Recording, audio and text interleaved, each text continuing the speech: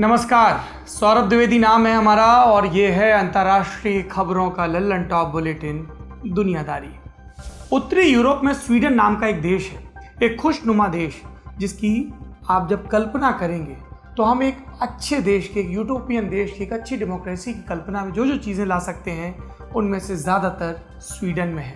एक अच्छी इकॉनमी, अच्छा जीवन स्तर, प्रोफेशनल और पर्सनल जिंदगी के बीच बैलेंस, अच्छी हेल्थ केयर सुविधाएं, बुजुर्गों की देखभाल, बच्चे की पैदाइश पर माँ बाप के लिए 480 दिनों की पेड लीव, नागरिकों के लिए मुफ्त स्कूली शिक्षा, पर्यावरण को लेकर सजगता, लैंगिक समानता, मजबूत लोकतंत्र, धर्मनिरपेक्षता, अभिव्यक्ति की आज़ादी, स्वतंत्र मीडिया, सामाजिक जीवन में अनुशासन, पारदर्शी सिस्टम, सुरक्षित माहौल, आपसी सहमति से चीज़ें तय करने की संस्कृति। और ऐसी ही बातों के कारण दुनिया के सबसे ज़्यादा तरक्की पसंद और शांति अमन वाले देशों में स्वीडन की गिनती होती है। लेकिन आज हम आपको इस परी कथा वाले स्वीडन की कहानी नहीं सुनाएंगे, हम आपको सुनाएंगे यहाँ हुए एक फसाद की कहानी। ऐसा फसाद जो स्वीडन से ज़्यादा भारत में रिपोर्ट हुआ, इसे लेकर स्वीडन से कहीं ज़्यादा हाय तौबा बाहर के देशों में मची। क्या है मामला, विस्तार से जानते हैं। स्वीडन के दक्षिणी हिस्से में एक शहर है माल्मो। 28 अगस्त को यहाँ कुछ लोगों ने कुरान शरीफ की एक प्रति में आग लगा दी। कौन थे ये लोग? खबरों के मुताबिक ये स्ट्रॉम कोर्ट्स नाम की एक पॉलिटिकल पार्टी के लोग थे। लेकिन यहाँ एक ट्विस्ट है। ये ट्विस्ट समझने के लिए हमें आपको स्वीडन के पड़ोसी देश डेनमार्क लेकर चलना होगा। वजह, स्ट्रॉम कोर्ट्स जिस पार्टी का हमने जिक्र किया, ये स्वीडन की पार्टी नहीं है, ये डेनमार्क की पॉलिटिकल पार्टी है। इस पार्टी के मुखिया का नाम है रासमुस पालुदान। पालुदान की पॉलिटिक्स का मूल है इस्लाम और इमिग्रेंट्स का कट्टर विरोध। रासमुस और उनकी पार्टी मुसलमानों के प्रति नफरत फैलाती है। ये लोग मुसलमानों को यूरोप से निकाल फेंकने की वकालत करते हैं, सोशल मीडिया पर भड़काऊ वीडियो डालते हैं, मुस्लिमों के नरसंहार की अपील करते हैं। तो ये तो हो गई विचारधारा की बात। अब चुनाव की बात करें। इसी बात पर चलते हुए स्ट्रॉम कोर्ट्स ने जून 2019 के डेनमार्क के चुनाव में हिस्सा लिया, लेकिन इन्हें गिने चुने वोट ही मिले। कोई सफलता नहीं, डेनमार्क के लोगों ने इन्हें ठुकरा दिया। बाद में पता चला कि चुनाव में हिस्सा लेने के लिए भी इन्होंने धोखाधड़ी की थी और इस आधार पर स्ट्रासकोर्ट्स के ऊपर पाबंदी लगा दी गई। इस पाबंदी से बचने के लिए स्ट्रासकोर्ट्स ने अपना नाम बदलकर हार्डलाइन कर लिया। लेकिन इनका जो एजेंडा था, मुस्लिम और इमिग्रेंट्स का विरोध, ये चलता रहा। आप पूछेंगे कि इस एंटी इस्लाम पॉलिटिक्स का आधार क्या है? ये आधार जुड़ा है मुस्लिम शरणार्थियों के साथ। इन शरणार्थियों की कहानी जुड़ी है मिडिल ईस्ट की तबाही के साथ। 2011-12 के बाद मिडिल ईस्ट के भीतर बड़े स्तर पर हिंसा शुरू हुई। पहले अरब स्प्रिंग और फिर आतंकवाद और कट्टरपंथ के चलते खूब मारकाट मची। जान बचाने के लिए यहाँ के लोग विदेश में पलायन करने लगे। शरणार्थियों का एक बड़ा हिस्सा यूरोप गया। इन्हें पनाह देने वालों में जर्मनी और स्वीडन जैसे देश आगे थे। शरणार्थियों के साथ मानवीयता दिखाने के लिए इन देशों की तारीफ भी हुई। लेकिन इन्हीं देशों में एक छोटा सा धड़ा इन शरणार्थियों से खुश नहीं था। ये धड़ा मुसलमानों को शंका की नज़र से देखता था। इनका मानना था कि मुस्लिम कट्टर होते हैं, अपने तौर तरीकों के प्रति लचीले नहीं होते। ये मुस्लिम उनके देश के लिबरल और सेकुलर सिस्टम का इस्लामीकरण कर देंगे। इसके चलते हिंसा, अव्यवस्था और कट्टरता बढ़ेगी। मुसलमानों से जुड़ी इन शंकाओं को भड़काने का काम किया दक्षिणपंथी पॉलिटिक्स ने। यूरोप के कई हिस्सों में कट्टर दक्षिणपंथी पार्टियों के लिए सपोर्ट बढ़ने लगा। इस पलायन के बाद रासमुस पालुदान और उनकी स्ट्रासकोर्ट्स पार्टी इसी एंटी मुस्लिम राजनीति के उभार की एक मिसाल है। ये सारा बैकग्राउंड आपने जान लिया। अब दोबारा चलते हैं माल्मो शहर, जहां पर फसाद हुआ। यह शहर स्वीडन और डेनमार्क की सीमा के पास बसा है। आप 15 मिनट में डेनमार्क की राजधानी कोपेनहेगन से माल्मो पहुंच सकते हैं। जैसे हमारे यहाँ दिल्ली, गाजियाबाद, नोएडा, गुड़गांव में आना जाना होता है, एनसीआर बोलते हैं, वैसे ही करीब का मामला यहाँ भी है। दोनों तरफ के लोग एक दूसरे शहरों में काम करते हैं। माल्मो शहर की एक और खास बात है। अगर आप यूरोप की तरफ से स्वीडन में घुसने का रास्ता तलाशें तो यहीं से होकर गुजरेगा। ये एंट्री पॉइंट है स्वीडन का, चाहे आप रेल के मार्ग से आए या सड़क के मार्ग से। पर्यटक हों, इमिग्रेंट हों, इसी रास्ते से स्वीडन में दाखिल होंगे। ऐसे में स्वीडन आने वाले मुस्लिम शरणार्थियों की एक अच्छी खासी तादाद यहीं पर बस गई। इन इमिग्रेंट्स की मौजूदगी के चलते ये शहर एंटी मुस्लिम पॉलिटिक्स के फोकस में भी आ गया। यहाँ पर हुई छोटी से छोटी घटना जिसका लिंक मुस्लिम इमिग्रेंट समुदाय से है, उसको मिसाल बना दिया जाता है। माल्मो शहर की ये डेमोग्राफी आपने समझ ली, भूगोल समझ लिया, डेनमार्क के साथ उसके नज़दीकी सामाजिक और आर्थिक रिश्ते समझ लिए। इन्हीं वजहों से इस शहर में होने वाली घटनाओं के हाईलाइट होने की संभावना ज़्यादा रहती है और इसी हाईलाइट होने की उम्मीद के चलते श्रामकुर्स ने माल्मो शहर पर फोकस किया। सोचा कि यहाँ एंटी मुस्लिम सेंटीमेंट भड़काकर डेनमार्क में फ़ायदा कैश करेंगे। इस पृष्ठभूमि में आती है 25 अगस्त की तारीख। इस रोज़ रासमुस ने स्वीडिश अथॉरिटीज से एक रैली निकालने की परमिशन मांगी। उन्होंने अपने आवेदन में लिखा कि हम 28 अगस्त को माल्मो की एक मस्जिद के बाहर रैली करना चाहते हैं। इस रैली में रासमुस वो भाषण देने वाले थे जिसका मुद्दा था नॉर्डिक देशों में हो रहा इस्लामीकरण। नॉर्डिक देश कौन से हैं? डेनमार्क, स्वीडन, नॉर्वे, फिनलैंड और आइसलैंड। स्वीडिश पुलिस की वेबसाइट पर इस आवेदन से जुड़ी जानकारी उपलब्ध है। इसमें लिखा है कि रासमुस ने अपने आवेदन में मस्जिद के बाहर खड़े होकर इस्लाम के खिलाफ प्रदर्शन की इजाज़त मांगी। इस आवेदन पर 26 अगस्त को स्वीडिश पुलिस का जवाब आया। उन्होंने इजाज़त देने से इनकार किया। पुलिस का कहना था कि इस सभा से पब्लिक ऑर्डर प्रभावित हो सकता है, अमन चैन भंग हो सकता है। इसके बाद 27 अगस्त की तारीख आती है। रासमुस की पार्टी श्रामकुर्स एक और आवेदन देती है। पुलिस एक बार फिर से ये आवेदन खारिज कर देती है। इसके बाद स्वीडन की एडमिनिस्ट्रेटिव कोर्ट में मामला जाता है और वो भी पुलिस के इस फैसले को सही ठहराते हैं। आवेदन खारिज किए जाने के बाद भी रैली के आयोजक अड़े रहते हैं।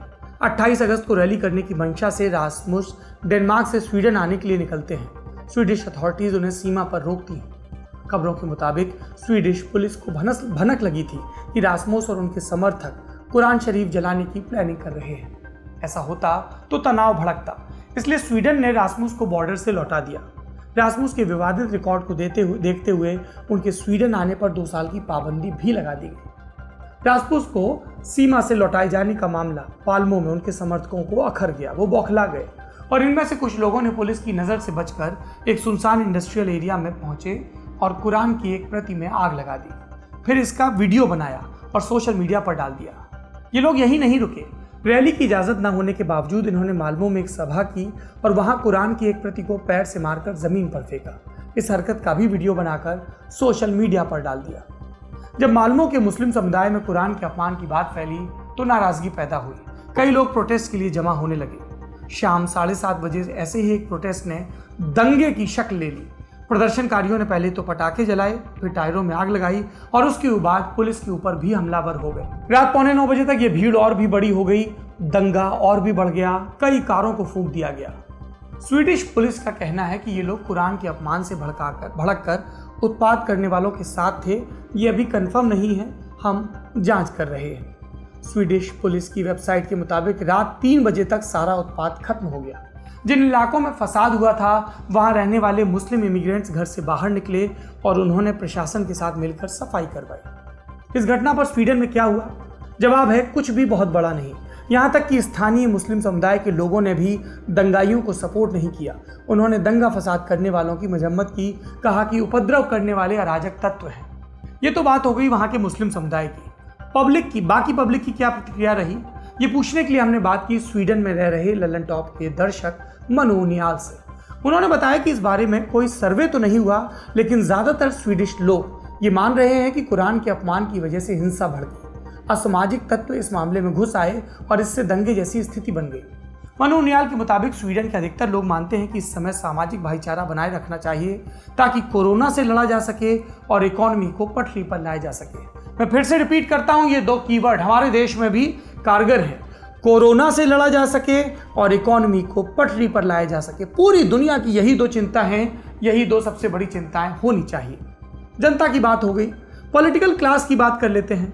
जनता के अलावा स्वीडन के नेता भी इस मामले में जिम्मेदारी दिखा रहे हैं। चाहे सत्ता की पार्टी हो या विपक्ष की, संभल कर बयान दे रही हैं या नहीं दे रही हैं। सत्ता में है सोशल डेमोक्रेटिक पार्टी। उनके किसी भी नेता ने इस घटना पर बयान नहीं दिया, ना ही किसी बड़े विपक्षी नेता ने कोई टिप्पणी की। और बयान न देने का मतलब ये नहीं कि नेताओं को देश की परवाह नहीं। बयान न देने का कारण स्वीडन की संस्कृति है। यहाँ नेता ऐसे मामलों में जिम्मेदारी दिखाते हैं जब उन्हें लगता है कि कोई बयान दिया और मीडिया ने गलत कोट कर दिया तो हालात और बिगड़ सकते हैं।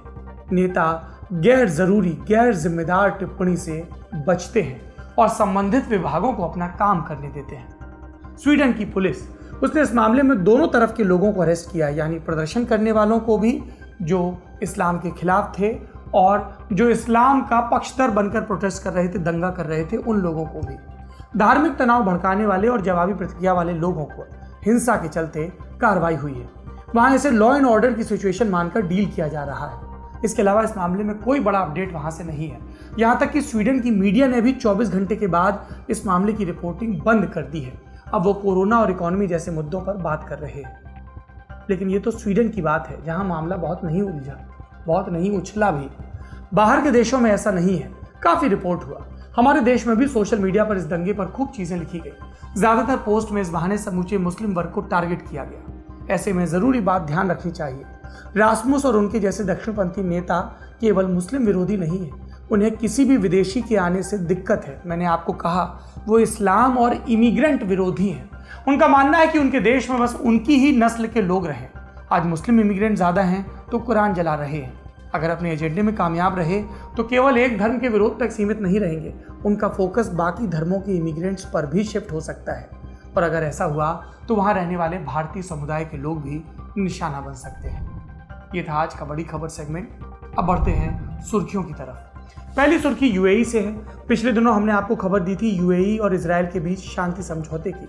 इसके बाद अब दोनों देशों के बीच विमान सेवा शुरू होने जा रही है। आप कहेंगे ये तो छोटी सी खबर है, दो देश हैं, उनके बीच हवाई जहाज उड़ रहा है। लेकिन जब दो देशों के बीच इतनी दुश्मनी रही हो तो ये एक बड़ी खबर बन जाती है। इस समझौते का एक पॉलिटिकल एंगल भी है, अमेरिका एंगल, ट्रंप एंगल। इस समझौते को फाइनल करने के लिए इजराइल के राष्ट्रीय सुरक्षा सलाहकार मीर बेन शब्बत यूएई पहुंच रहे हैं और यहां पर ट्रंप के दामाद जेराड कुशनर भी उनके साथ होंगे। इजराइल के प्रधानमंत्री नेतन्याहू का ट्वीट भी आया इस पर, जिसमें उन्होंने कुशनर की तारीफ करते हुए इस ऐतिहासिक शांति समझौते के पीछे उनकी बड़ी भूमिका बताई। यानी दामाद जी और भी देशों की पॉलिटिक्स में सक्रिय हैं। दूसरी सुर्खी लेबनान से है। यहाँ देश के नए प्रधानमंत्री मुस्तफा अदीब होंगे, ये लगभग कंफर्म हो गया है। अदीब इससे पहले जर्मनी में लेबनान के राजदूत थे। लेबनान के 4 पूर्व प्रधानमंत्रियों ने अदीब के नाम पर सहमति जताई। 31 अगस्त को फ्रांस के राष्ट्रपति इमैनुअल मैक्रों लेबनान के दौरे पर आने वाले हैं। उम्मीद है कि इससे पहले अदीब के नाम की आधिकारिक घोषणा कर दी जाएगी। तीसरी सुर्खी अमेरिका से है, जहां पर चुनाव चल रहे हैं। पोर्टलैंड शहर में ट्रंप समर्थकों और विरोधियों के बीच जोरदार झड़प हुई। इस दौरान गोली चली, एक आदमी मारा गया। पुलिस ने अभी तक इस घटना में मारे गए शख्स के बारे में ज्यादा जानकारी नहीं दी है। जानकारी ये है कि घटना की जांच अभी शुरुआती चरण में है। इस घटना को लेकर डेमोक्रेटिक पार्टी के नेता जो बाइडेन ने ट्रंप प्रशासन की निंदा की है और उन्होंने इस घटना के लिए पोर्टलैंड के डेमोक्रेटिक मेयर टेड व्हीलर पर उंगली उठाई है। ये थी सुर्खियां। अब आ रही तारीख सेक्शन की। आज तारीख है 31 अगस्त और इसका इतिहास जुड़ा है एक कुख्यात सीरियल किलर से जो अब तक मिस्ट्री है। बात 19वीं सदी के आखिरी दौर की है। पूर्वी लंदन में व्हाइट चैपल नाम का एक जिला है। आज से ठीक 132 बरस पहले यानी कि 31 अगस्त 1888 की सुबह यहाँ सड़क पर एक लाश मिली। ये लाश मैरी एन निकोल्स नाम की महिला की थी। कातिल ने धारदार हथियार से मैरी का गला रेता था। मैरी के पेट के आसपास का हिस्सा भी बुरी तरह कटा फटा था। हत्या के लगभग हफ्ते भर के बाद एक और शव बरामद हुआ और इसके बाद सिलसिला चल निकला। अगले 3 महीनों में ऐसे 5 अलग अलग मामले सामने आए। सारी हत्याओं में गला रेतने के बाद शरीर में चीरफाड़ की गई थी। किसी की किडनी निकाली गई थी, किसी की अंतड़ियां गायब थी। इन हत्याओं को सीरियल किलिंग का केस माना गया। इलाके में दहशत फैल गई। कातिल का पता बताने के लिए इनाम रखा गया और इसका असर यह हुआ कि हर कोई अपने अपने तरीके से हत्यारे का पता लगाने में जुट गया और मीडिया में कंस्पिरेसी थ्योरीज की बाढ़ आ गई। पूरी दुनिया में इस केस की चर्चा हुई। एक और दिलचस्प चीज थी इस केस में, पुलिस और मीडिया के पास कई लोगों के खत आए। इनमें चिट्ठी लिखने वाले ने खुद को किलर बताया। ऐसी एक चिट्ठी भेजी थी जैक द रिपर नाम के आदमी ने। इसके बाद से लोग इस केस को जैक द रिपर नाम से ही बुलाने लगे। ये आदमी कौन था, इस बात का पता न तब चल पाया न अभी तक चल पाया है। सीरियल किलिंग की ये गुत्थी आज तक अनसुलझी है। ये था हमारा तारीख सेक्शन। आखिरी में बारी विश्व कविता की। आज आपको सुनाते हैं एस्टोनिया के कवि डोरिस कारेवा की कविता। हिंदी में इसका अनुवाद किया है तेजी ग्रोवर ने। कविता सुनिए। आपसे कल मिलेंगे ऐसी उम्मीद है। शुक्रिया, शुभ रात्रि। जो कुछ भी है वह किसी और भाषा में व्यक्त किया जा सकता है, जिसे हम जन्म के समय भूल जाते हैं। कभी कभी कुछ शब्द फिर भी लौट आते हैं, जैसे समुद्र तट पर चलते समय, बिना किसी विचार के, बिना कोई परवाह किए, बिना एक फूटी कौड़ी के। कंकर धीमे से बोल देते हैं उसे, लेकिन उच्चारण दोष के बिना। कसर रह गई हमारी कोशिशों में, कसक रह गई कि देश जितना बेहतर, जितना महान हो सकता था, हो नहीं पाया। और एक कसम रह गई कि देश का जो कर्ज है उसे थोड़ा बहुत तो उतारना है। भावुकता का लबादा ओढ़कर बोलता तो यूं बोलता, लेकिन बात सीधी है तो सच्चे ढंग से आप तक कही जानी है। लल्लन टॉप लेकर आया है एक नया प्लेटफॉर्म, तेरा तुझको अर्पण। ये प्लेटफॉर्म उन सब भारतवासियों के लिए है जो भारत से दूर किसी दूसरे देश की जमीन पर हैं, कभी पढ़ाई के लिए, कभी नौकरी के लिए। ये उन सब भारतवंशियों के लिए भी है जिनकी पहचान का हिस्सा ये महान देश है, लेकिन कुछ कसर और कसक है। तो आइए कसम खाएं कि देश को बेहतर बनाएं। हमें आपसे चाहिए आपके हिस्से का ज्ञान, जो आप लल्लन टॉप के जरिए अपने देशवासियों के साथ साझा करें। ये मस्ती के पल भी हो सकते हैं जब आप कहीं घूमने जाएं और आपको लगे कि सिर्फ मेरे यार दोस्त और परिवार वाले ही क्यों, पूरा देश जाने इन नायाब चीज़ों के बारे में। ये पॉलिसी से जुड़ा, ज्ञान से जुड़ा कोई मसला हो सकता है। तो आइए और लल्लन टॉप की इस नई पेशकश तेरा तुझको अर्पण का हिस्सा बनिए।